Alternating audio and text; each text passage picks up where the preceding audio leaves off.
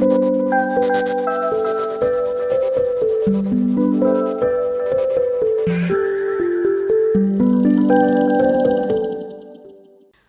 alaykum. Efirda Sog'lom hayot ko'rsatuvimizning bu galgi sonida reproduktiv salomatlik to'g'risida so'z yuritamiz. Reproduktiv salomatlik nima? Shu haqida ma'lumot bersangiz. Avvalambor shuni ta'kidlab o'tishim kerakki, reproduktiv yosh degani bu 14 yoshdan 45 yoshgacha bo'lgan vaqtni o'z ichiga oladi. Ya'ni 15 yoshdan 49 yoshdagi ayollarimiz reproduktiv yosh deyiladi.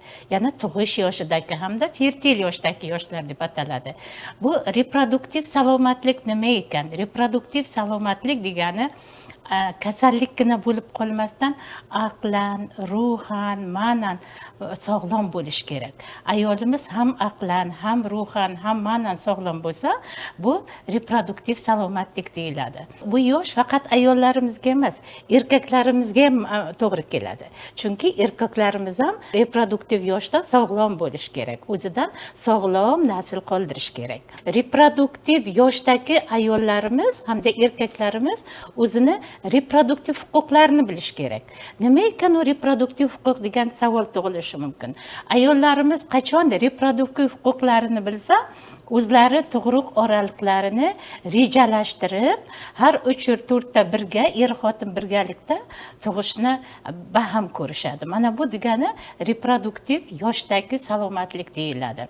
Endi reproduktiv salomatlik o'ziga juda ko'p tamoyillarni o'z ichiga oladi. Birinchi tamoyilni aytadigan bo'lsak, to'g'ri ovqatlanish. Agarda siz to'g'ri ovqatlansangiz, vaqtida ovqatlansangiz, organizmingiz to'liq yetiladi hamda sog'lom bo'ladi. Ikkinchisi esa bexatar tug'ruq.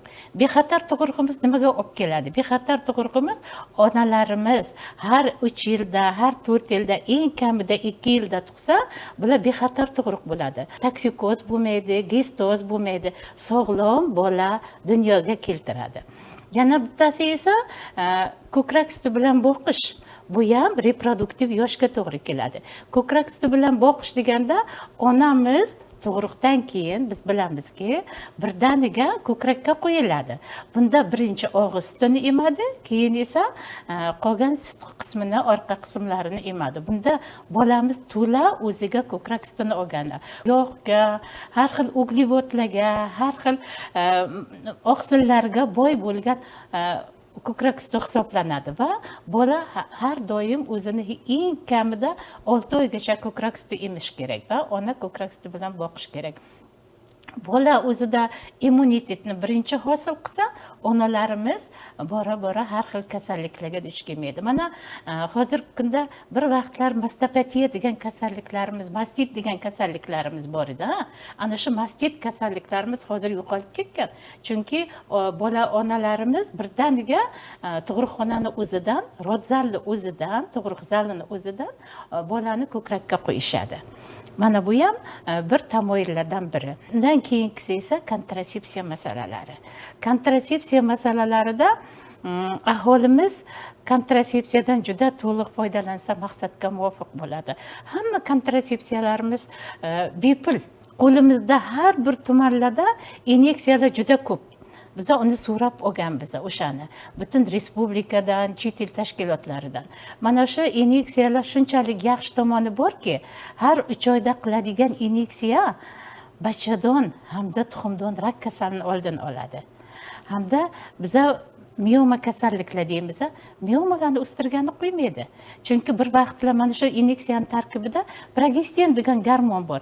Ayollarning erkaklarda bir xil gormon bo'lsa, ayollarda esa 2 xil gormon bor. Estrogen hamda progesteron degan gormon bor.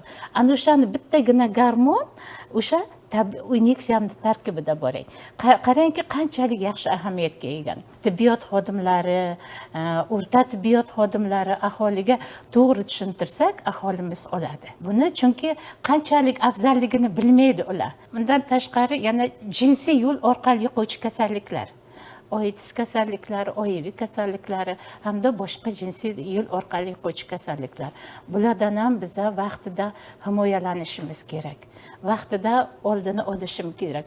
Bular ham reproduktiv salomatlikka juda katta ta'sir ko'rsatadi. Bular ham bitta yo'li. Undan tashqari yana o'smirlar gigiyenasi. O'smirlar gigiyenasi yangi mana 14 yoshdan 49 yoshgacha bo'lgan davr dedik-a. O'sha 14 yoshdan 49 yoshgacha bo'lgan davrda boshida 14 yoshdan o'smirlik davri boshlanadi. Ana shu o'smirlik davrida o'zi biza qizlarimizni gigiyenaga, sog'lom turmush tarziga, jismoniy faollikka o'rgatib borishimiz kerak. Mana bu ham reproduktiv salomatlik bir tamoyili hisoblanadi. Yana bundan tashqari biz bilamizki, kontrasepsiyani aytdik, tug'ruq olariqlarni har 3 yil 4 yilda himoya qilishimiz kerak. Har 3 yil 4 yilda biz o'shani himoya qilsak, sog'lom onadan sog'lom bola tug'iladi. Mana shu bizning reproduktiv salomatlikning tamoyillari hisoblanadi. Mana shu reproduktiv salomatlik haqida aholiga qanday ma'lumotlar berilyapti? Bu borada qanday ishlar qilinadi? Juda to'g'ri savol. Mana shu reproduktiv salomatlikni har bir tamoyili haqida biz mana televideniya orqali, radio orqali, mahallalarda, maktablarda seminar treninglar o'tkazamiz yoki tushuntirish ishlari olib boramiz. Mana shu tushuntirish ishlari orqali biz o'zimizda rejalarimiz bor, reja asosida tumanlarga chiqamiz. Shaharlarda xotin-qizlar qo'mitalari bilan birgalikda mahalladagi aktiv xotin-qizlar bilan birga ishlaymiz. Ular bizga yig'ib beradi. Har bir mana shu masala bo'yicha tushuntirish ishlari olib boramiz. Qanchalik biz aholiga tushuntirish ishlarini ko'proq targ'ibot qilib, ko'proq ichiga kirib borsak, ana o'shandagina tibbiy madaniyatimiz oshadi. Tibbiy madaniyatimiz shunchalik tibbiyotga bog'liq. Chunki tibbiyot xodimlari tibbiy madaniyatni tushuntira olmas ekan, aholimiz o'zimiz tibbiy madaniyatli bo'lib qolmaydi. Buning uchun biz juda katta mas'ulmiz. Har bir oilaviy shifokor poliklinikasi tumanlarda, oilaviy poliklinikada, shaharlarda vrachlarimiz, hamshiralarimiz uyma-uy yurib bittama-bitta tushuntirish ishlari olib borish kerak. Ular o'z ustida ishlab, tushuntirish ishlarini to'g'ri olib borsa, o'shandagina tibbiy madaniyat oshadi. Juda ko'p, masalan, uzoq tumanlarimiz bor, tog'li tumanlarimiz bor, hudud. Biz o'sha tog'li tumanlarga tibbiy ko'rikkacha boramiz. Tibbiy ko'rikkacha biz ona bola markazidan kuratorlar bor, har bir tuman uchun. Bir borishda brigada bo'lib to'rtalab ketamiz. Shu brigada orqali tibbiy ko'rikka borib tushuntirib, o'rgatib yoki monitoring qilib kelamiz. Tibbiy ko'rikni juda katta ahamiyati bor. Chunki yilida bir marta o'tkaziladigan tibbiy ko'rik erta kasallikni oldini oladi. Qachonki biz erta kasallikni oldini oladigan bo'lsak, o'shanda chuqurlashtirilgan tibbiy ko'rigimiz bizani aytgandek maqsadimizga muvofiq bo'ladi. Hozir mana yuqorida aytdingiz tug'ruq intervallari haqida. Ko'pchilik onalar, ayniqsa yosh onalar bugun izimma ketib tug'ib olsam, baravar katta qilaman degan qarash bilan bolalarning oraliq yoshlarini qisqartirib yuborishadi. Mutaxassis sifatida bunga qanday qaraysiz? Mutaxassis sifatida bunga men salbiy qarayman. Chunki tug'ruq oralig'ini eng kamida 3 yil qilmas ekan biz tug'ruq olamiz. Onamiz sog'lom bo'lmaydi. Bolamiz sog'lom bo'lmaydi. To'liq ko'krak suti bilan emizolmaydi. Onamiz to o'zini tiklab olmaguncha unga o'rtadagi kichkina suroq 1 yillik vaqt yetishmaydi. Balki qoni kam bo'lishi mumkin. Qoni kam bo'lsa, agar ham bolaga qaraydi, ham ro'zg'orga qaraydi, uni qanday qilib o'zini organizmini tiklab oladi? Vaqtida to'g'ri ovqatlanmasa-da, vaqtida dam olmasa, bu shuning uchun ham tug'ruq intervali onalar uchun kerak. Hamda mana shu tug'ruq intervaliga rioya qilmagan ko'proq yoshlarimizda onalar o'limi ko'payadi. Hozirgi kundagi onalar o'limimiz kamaygan. Bu ana shu tushuntirish ishlari orqali deymiz. Chunki yoshlarimizda onalar o'limini ko'paygani qon ketish natijasida. Bu yil tug'di, 1 yildan keyin yana tug'yapti. Organizm hali tiklanmadi yoki gistozlar, buyragi kasal, ekstragenital kasalliklari bor. Bular ham mana shu onalar o'limiga yoki og'ir holatlarga olib kelishi mumkin. Shuning uchun ham tug'ruq intervallari kontrasepsiyalardan foydalanish maqsadga muvofiq deb o'ylayman. Bir xilda aytadi, shu o'rinda aytib o'tmoqchiman. 1 yildan keyin kontrasepsiya usulini qo'llasak, keyin bolasi bo'lmas qolar ekan. Bu noto'g'ri holat. Kontrasepsiya usulini qo'llamasdan ham bepushtlikka olib keladigan holatlar ko'p. kontrasepsiyani qo'llamaydi. Bolasi hali 1ga, 2ga, 3 yoki 10ga kirgan vaqtda ham ikkilamchi bepushtliklar kelib chiqadi. Bu nimadan kelib chiqadi? Organizmi sog'lom emas, vaqtida to'g'ri ovqatlanmagan, balki boshqa har xil kasalliklarni yuqtirib olgandir. Bular juda katta fojia. Mana shularni natijasida ham ikkilamchi bepushtliklar kelib chiqishi mumkin. Ana shu reproduktiv salomatlik tamoyillar tarkibida bepushtlik ham birinchi o'rinda turadi. Ya'ni bepushtlikni oldini olish. O'zimizga kelib uchraydigan ayollar ichida ko'p ikkilamchi bepushtliklar. O'shanga o'ylaysiz, ular spiral quydirilmagan yo boshqa narsa qildirmagan, lekin ikkilamchi bepusht. Demak, o'zini holatidan kelib chiqqan holda ham aytishimiz mumkin. Faqat kontrasepsiyalardan foydalanib bepusht bo'lib qolmaydi. Bu aholimizda orasiga ozgina tushunchani noto'g'ri ketish natijasida. Ko'proq o'zimizni gigiyenaga e'tibor qilishimiz kerak ayollarimiz. Yana bugun shunday holat ko'paygan, aynan yosh onalar o'rtasida ko'proq kesarcha kesish yo'li bilan tug'ish holatlari. Hamma aytadi, ayolning 40 ta joni bor debda. Ayolning 40 ta joni, ayol chidamli ko'p narsaga. Erkaklarga nisbatan ayollarimiz juda chidamli. Ana shuning uchun ham 40 ta joni bor deb eskilar bekorga aytishmaydi. Nima uchun kesar kesish yo'li bilan tug'adi? To'g'ri ovqatlanmaslik. To'g'ri ovqatlanmaslik natijasida immunitet pasayib ketadi. Yana ikkinchisi yoki har xil ekstragenital kasalliklar bor. U xotinlarni albatta biz kesar kesish yo'li bilan operatsiyani olishimiz kerak, chunki ham onasi, ham bolasi buni xavf ostiga qoladi. Yoki qon ketib qolishi mumkin, yo bolasi ichida nobud bo'lib qolish, yoki hamroyini boladan oldin kelishi, yoki gistollanishib ketishi, buyraklarni qisib qolish natijasida bola o'sgan sari. Mana bular kesar kesishga olib keladi. Yana bir narsani ta'kidlamoqchimanki, hozirgi yoshlarimiz ozgina o'zi chidamli bo'lishi kerak. Tug'ruqxonamizga keladi, voy qaramayapti. Har bir 4 soatda doktor uni ko'rib turish kerak. Undan ortiq emas, infeksiya tushmasligi uchun. Ayollarimizda har 4 soatda ochiladigan bachadon bo'yni. Uni asab tizimi orqali, bosh miyadan keladigan asab tizimi orqali bachadon bo'yni ochilmasligi ham mumkin. Biz ana shunday diskoordinatsiya shoykomatka deymiz. Mana bular ham kesar kesish yo'liga olib keladi. Har bir kesar kesishning orqasida qancha bir asoratlar turishi mumkin. Ana bularni ham to'g'ri tushunishimiz kerak.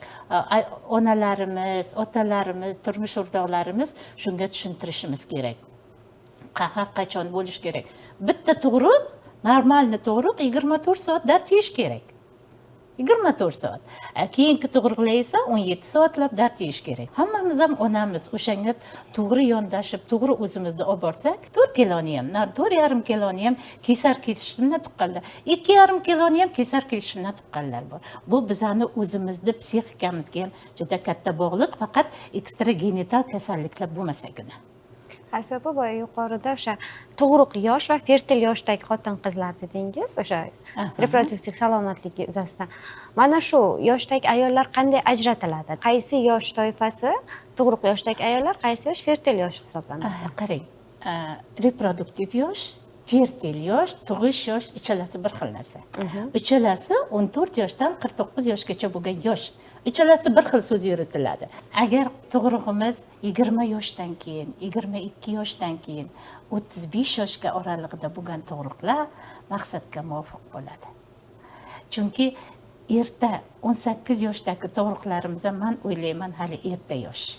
O'shanga e'tibor qilsak juda ham maqsadga muvofiq bo'ladi. Ayniqsa institutda, universitetda o'qiydigan qizlarimiz uchun ham juda og'ir holat bu. Chunki ularning o'qishi bor, oilasi bor, turmush o'rtog'i bor, ro'zg'ori bor. Mana bularga ham e'tibor qilishimiz kerak. Hamda erta tug'ruqlar, biz o'sha 18 yoshdagi tug'ruqlarni erta tug'ruqlar deymiz.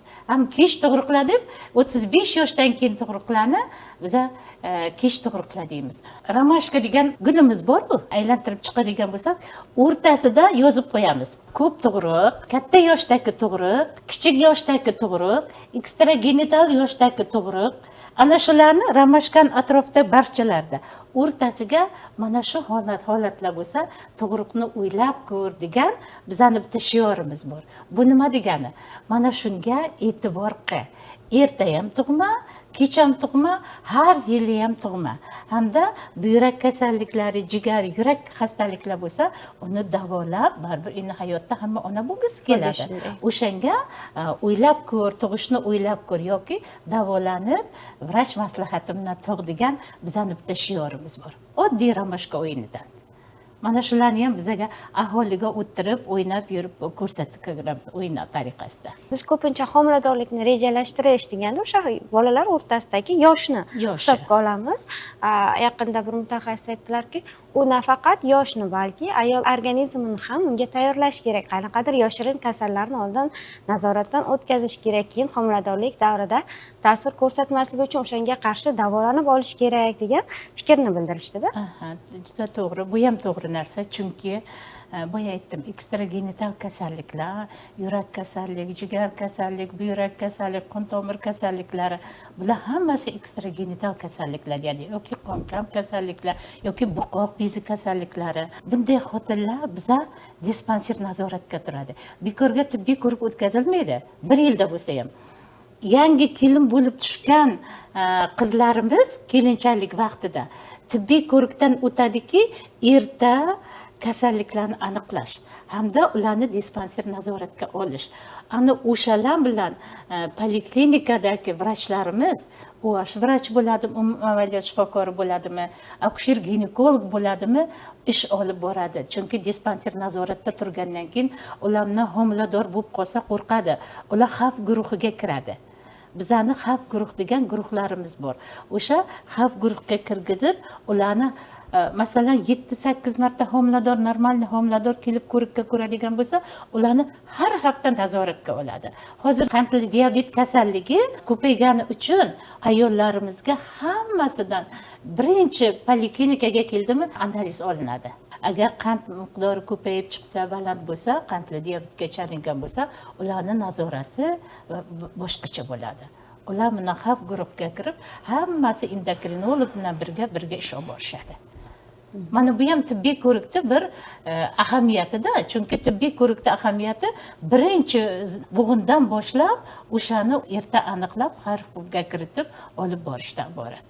Demak, mana shunday holatlardan keyin davolangan, natija olgan ayolgina homiladorlikni rejalashtirsa bo'ladi. Rejalashtiradi. Bugungi kunda o'sha bilamizki, o'smir qizlar o'rtasida o'sha odam papillomasi virusi yoki bachadon bo'yni saratoniga qarshi emlashlar olib boriladi. Bu nima maqsadda amalga oshiriladi va buning natijasi, samarasi qanday?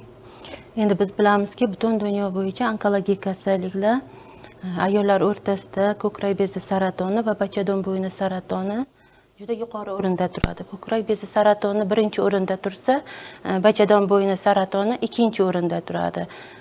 O'sha bachadon bo'yni saratonini emlash bu 9 yoshdan 14 yoshli o'smirlar o'rtasida o'tkaziladi. Keyinchalik bular bachadon bo'yni saratoniga chalinmaslik uchun. Bu emlash juda muhim hisoblanadi, chunki odam papilloma virusi mana shu bachadon bo'yni saratonini keltirib chiqaradi.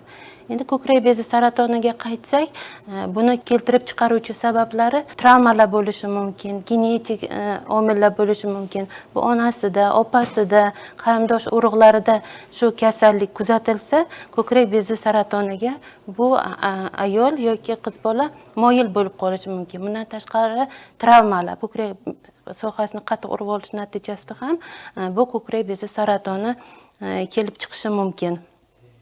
Ko'krak bezi saratonini kelib chiqaradigan belgilaridan biri, birinchi erta bosqichlarida bu kasallik namoyon bermaydi, og'riq bo'lmaydi, hech narsa kuzatilmaydi. 3-4 bosqichlariga borganda kech bo'ladi. Bu ayollar o'rtasida qo'rquvga sabab bo'ladi. Mana bunaqa kasallikka chalindim, tuzalarmikanman degan ko'proq savollar kelib chiqadi. Shuning uchun bularni ko'krak bezi saratonini erta aniqlashda biz skrining tekshiruvlari o'tkazamiz. Birinchi bo'lib 30 yoshgacha bo'lgan, 40 yoshgacha bo'lgan ayollarimiz o'rtasida ultratovush tekshiruvi, prezidentimizning qarorlari fuqarolarni onkologik kasalliklarni nazorat qilish, erta profilaktikasi to'g'risidagi qarori bo'yicha 2 yildan beri ishlab kelmoqda biz. Oilaviy shifoxonalarda birinchi bo'lib uy sharoitida palpatsiya qilinganda ko'krak bezini ayol birinchi bo'lib o'zi aniqlaydi. bir oyda bir marta. Keyin oilaviy shifokorga murojaat qiladi. Oilaviy shifokor ko'rib, uni onkoginekolog mutaxassisiga jo'natadi. Onkoginekolog ko'rib, uni shubha holatlari kuzatilganda viloyat onkologiya shifoxonasiga yo'naltiradi. Mana shu tartibda biz onkologik kasalliklarni erta skrining olib boramiz. 40 yoshdan katta ayollarimiz o'rtasidachi. Ularda ultratovush bilan birgalikda mama skrining qilinadi. Ikkalasi bir vaqtning o'zida. Bu vaqtda mama skrining qilinganda o'shalarda onkologik kasalliklar bor yo'qligi erta aniqlanadi va buni tuzalishi 90% ayollarimiz batamom tuzalib ketadi erta aniqlanganda. 65 yoshdan katta ayollarimizda ham ko'krak bezi saratoni kuzatilishi mumkin. Bu vaqtda shifokor ko'rsatmasiga binoan o'sha mammografiya ultratovush tekshiruvlaridan o'tkaziladi. Endi qanday belgilar kuzatiladi ko'krak bezi saratonida? Birinchi bo'lib ko'krak qaraganda o'sha yerda palpatsiya qilganda qattiqlash kuzatilishi mumkin. Keyin limon po'stloqiga o'xshagan korchkalar paydo bo'ladi. Keyin ko'krak so'riqchidan suyuqlik ajralishi mumkin. Qo'ltiq osti limfa tugunlarida kattalashish kuzatilishi mumkin. Shu holatlar kuzatilganda ayolda albatta onkolog mutaxassisiga murojaat qilish kerak. Endi bachadon bo'yni saratoni skriningi o'smirlik yoshida vaksinatsiya olib boriladi, lekin 45 yoshdan katta ayollarimiz o'rtasida ham vaksinatsiya olib boriladi. Bachadon bo'yni onkologik kasallik yo'liqmasligi uchun bularda birlamchi va ikkilamchi onkonazoratxonalarida onkoginekolog shifokori tomonidan birlamchi ikkilamchi analizlar olinadi. Birinchi VPC virusiga qarshi, ikkinchisi sitologik suyuqlik. Biz bilamizki, o'sha saraton hujayrasi shunchalik ayyor hujayra ekan, sog'lom hujayraning ichiga kirib oladida, oziqlanib, o'sha yerdan immun tizimini yemiradi. O'shaning uchun men aytardimki, to'g'ri ovqatlanish, sog'lom turmush tarzi, bundan tashqari stress holatlari, ko'p ayollar o'rtasida ishda kelamiz, stress, uyga boramiz, stress mana shu holatlardan voz kechilsa, onkologik kasalliklarni ancha oldini olgan bo'lamiz. Viloyatimiz bo'yicha 2026-yilda 50.802 ta reja qilganmiz skriningga. Shundan 22.250 tasi skrining tekshiruvlaridan 5 oy davomida o'tkazib bo'lindi.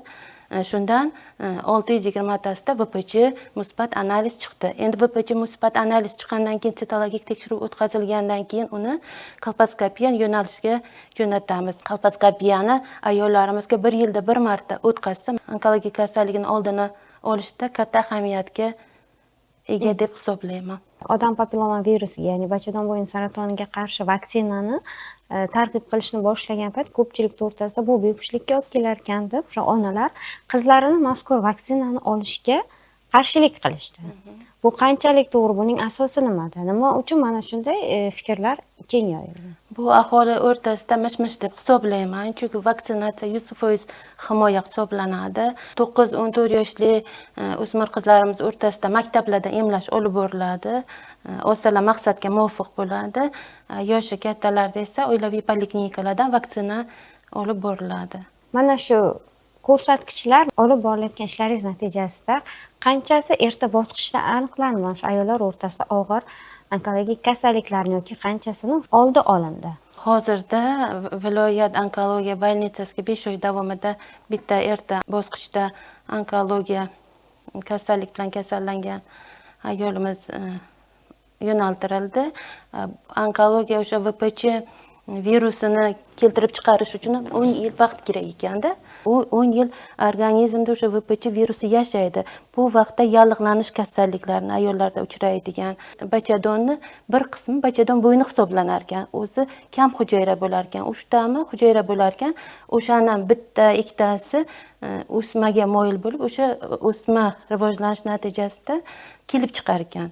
Demak, ayoldan qon ketsa, ajralmalar ajralsa, qorin pastida og'riq bo'lsa, oshqozonda og'riq bo'lsa, mana shunaqa holatlarda men o'ylaymanki, Albatta, onkolog shifokoriga murojaat qilsa maqsadga muvofiq bo'ladi. Boya mana Xalfiya opa aytib o'tganlaridek, o'sha ayollarda uchraydigan miyoma yoki kista kabi holatlar mana shu onkologik xastaliklarni keltirib chiqaradimi, yo'qmi? Ko'pchilik shunaqa bog'laydida, ya'ni miyomasi bor ekan, saratonga aylanib ketibdi, kistasi bor ekan, saratonga aylanib ketibdi. Bu qarashlar qanchalik noto'g'ri yoki to'g'ri? Endi miyomalar 2 santimetrgacha kichkina bo'lsa, bu davolansa tuzalib ketadi. Katta miyomalar natijasida ham o'sha qon ketishlar kuzatiladi. Buning natijasida o'sha ayollarga moyillik bo'lishi mumkin. Odam papilloma virus mingdan og'ir turlari bor. Organizmda bo'ladi bu. Bular bir necha yuz xillab bo'larkanda, qaysidir bittasi mana shu organizmga rak kasalligini keltirib chiqarar ekan. Hozir aytib o'tdilar-ku, miyoma, bachadonlarga har xil suyuqliklar kelishi, qorin pastda og'rig'i, boshqa gormonal o'zgarishlar bilan hammasi mana shu odam papilloma virusini rivojlanishiga katta ta'sir qilar ekan. Ana shunday holatlar bo'lsa, shifokorga borib murojaat qilib kelish kerak ekan. Odam papilloma virusini ona bola markazida kolposkop xonamiz bor. Hamma sitologiyalar 2 xil turdagi analizlar aytdilar va kolposkop xonasi bor. Ikkinchi marta o'zi musbat chiqdimi yoki shubha tug'ildimi, mana shu vrachimiz kolposkopda chuqur hujayralarni ko'rib tekshiradi. Agar u ham o'zida shubha tug'dirsa, keyin onkologiyaga jo'natiladi. Bu prezidentimizning qarori ham O'zbekistonda onkologik kasalliklarni oldini olish, hamma ayollarimiz sog'lom bo'lish. Hali bu hech qaysi mamlakatda yo'q. Faqat bizani O'zbekistonda mana shunday onkologik kasal. Bundan ayollarimiz chuqur foydalanish kerak. Shu fursatdan foydalanib aytmoqchimanki, hurmatli ayollar, sizlar mana shu patronaj doyalar uyingizga borgan vaqtida eshikni bekitib olmasdan patronaj doya bilan birga qo'shilib tibbiyot birlashmaga borib analiz topshiring. Ana o'shanda siz o'zingizda asta-asta kasallik yo'q belgilarini bilasiz. Eroziyalarni davolashmi. Bizda hammasi bepul. Sog'liqni saqlash vazirligi hamda UNIFP tomonidan jihozlab bergan, kompyutergacha berilgan. 45 yosh yoki 55 yosh ayollarimiz o'zlari bo'ladi, shunday ayollarimiz tibbiy madaniyati juda chuqur. Borib tekshiraman desa, unga ham yo'l ochiq. U lekin ozgina pullik bo'ladi. Chunki hozirgi vaqtda 30, 40, 50 yoshdagi ayollarimiz bepul tekshiriladi. Hamma ana shundan foydalanib qolish kerak. Bugungi kunda o'sha bizning yana bir og'riqli tomonlarimiz bu o'sha qarindoshlar o'rtasidagi nikoh yoki erta nikoh. Bu ham o'sha bevosita reproduktiv salomatlikni saqlashda, ayollar va ayniqsa bolalar salomatligini saqlashda to'siq bo'layotgan voqelik holatlardan biri. Bu eng og'riqli nuqtamiz. Yaqinda ham keldi. Opa-singil keldi. Ikkalasi ham bir-biridan ko'z uzgisi kelmaydi. Oilasi juda ham yaxshi oila, o'qimishli oila. Shu qiz opamni qizini olib beraman deb turgan. Turibdi deydi, otasi-ku boshqa-ku deydi. Kimdir yaxshi yashab ketdi-ku, bolasida yo'q. Bu qarindoshlar o'rtasidagi nuqson hujayralar, biz DNKlar deymizda. Bu bolasida bo'lmasligi mumkin. Keyingi bolasida ham bo'lmasligi mumkin. Ana undan keyin bolalarida bo'lishi mumkin. Nogironliklar, har xil yo'q qo'li yo'q, yoki tanglayi yo'q, yoki bir Down kasalligi bilan tug'iladigan. Bularni chunki DNKlari baribir orasida bor-da. Bir-biriga qarindosh o'rtasidagi. Bu juda katta bizlar uchun fojia. Shuning uchun shu iltimos qilib aytmoqchi edimki, iloji bo'lsa qarindoshlar o'rtasidagi nikohni targ'ibot qilmasligimiz kerak, to'xtatishimiz kerak. Hech bo'lmaganda tug'ilarkan bir autizm kasalliklari bor. Mana bu holatlarni qarindoshlar o'rtasidagi nikohni oldini olishimiz kerak. Buning uchun prezidentimizning qarorlari ham bor. Oliy Majlisda qarorlari, qonunlari ham bor. Mana bulardan ham biza foydalanishimiz kerak, yetkazishimiz kerak. Iloji bo'lsa mana tibbiy ko'riklarga borganda shularni birinchi o'rinda tushuntirishimiz kerak. O'sha slaydlar bilan, rasmlar bilan, o'shani bo'lgan holatlarini qo'rqib ketasiz ayrim vaqtda shularni ko'rsangiz. Qarindosh urug' o'rtasida nikohlarda ozgina gapirmoqchi edim. Reproduktiv bo'limida genetik shifokori sifatida maslahat olib bordim. Yosh o'smir yigitlar, qizlar o'rtasida xolavachcha, ammavachcha ko'p murojaat qildi. 100 taga yaqin mana shu qarindosh urug'dagi nikohlar to'xtatildi. Ularga tushuntirsa, o'smirlarga ular tushunadi. Yo'q, bizga erta mana bunaqa xromosoma, gen kasalligi, Down, mukovitsidoz, ham spinal mushak atrofiyasi, shunga o'xshagan kasalliklar, bolamiz tug'ilishni xohlamaymiz. Bizda sog'lom bola kerak. Erta begonaga turmushga chiqqanimizda ham mana shu kasalliklar bilan tug'ilmaydi. Bir umr kasal bolaga qarab biz aziyat chekmaymiz degan ikkalasi yosh o'sha o'smirlar qaror qabul qilib, mana bular qarindosh urug' nikohidan voz kechdi. Erta nikoh haqida ham ozgina to'xtalib o'tsangiz. Onalar o'limi ko'proq erta nikohda bo'ladi. Erta tug'ruqda bo'ladi. Qon ketishlar, u hali o'zi bola. U bolani qanday tarbiya qilsin, o'zini qizini sog'lom bo'lishini, hayotda o'z o'rnini topib ketishini istagan ona hech qachon erta nikohga, qarindoshlar o'rta nikohga yo'l qo'ymaydi. U ona bolasini himoya qilgan bo'ladi. Misol keltirishim mumkin-da ko'p hayotdan. Turmushga berdi qizini, ko'rib yurgan, yaxshi oilaga berdi. Bola o'qiyapti institutda, qiz ham institutda o'qiyapti. Hayot shunaqa narsaki, ota avariya bo'lib fojiali o'limga bordi. Ular na kontrakt to'laldi bolaga, na qizga kontrakt to'laldi. O'rtada ajrimga olib keldi. Ko'rdingizmi? Qanchalik bunaqa holatlar ham bor. Qizlarni bir joyga turmushga chiqib yashab ketish uchun 10 yil vaqt kerak ekan. Agar u ertadan kechgacha ishlasa, institutdan qolib ketsa, boshqa nimalar kelsa, bu ham bir fojiami? Ikkita, uchta bola tug'di, keyin u uyga qolib ketdimi? Keyin o'ylarkan qizlar, bu hayotim. Men nima uchun shunday qildim? Qarasa dugonalari o'qib, ishlab yuribdi. Keyin nima bo'ladi? U ichki tomondan o'zini faryodini aytadi qiz bola. Men nima uchun shunday qilmadim? Eriga tarmashadimi? Qaynonaga tarmashadimi? Ana fojialar shundan kelib chiqadi. Chunki u o'zi ulg'aydi qiz. 3 yil ichida, 2 yil ichida yo 4 yil ichida ulg'aydi. Ulg'aygandan keyin ichidagi fojialar, tug'yonlar o'zini gapiradigan gaplari o'zi chiqib keldi. Mana hayot. Bu men o'zim aytayotganim yo'q. Bu statistikadan, ko'rib bilib yurgan amaliyotdan shularni aytib o'tmoqchiman. Shuning uchun erta nikohda oldini olishimiz kerak. Bizga ajratilgan vaqt o'z nihoyasiga yetib bormoqda. Shu fursatda sizlarga tashrifingiz va mazmunli suhbatingiz uchun o'z minnatdorligimizni bildiramiz.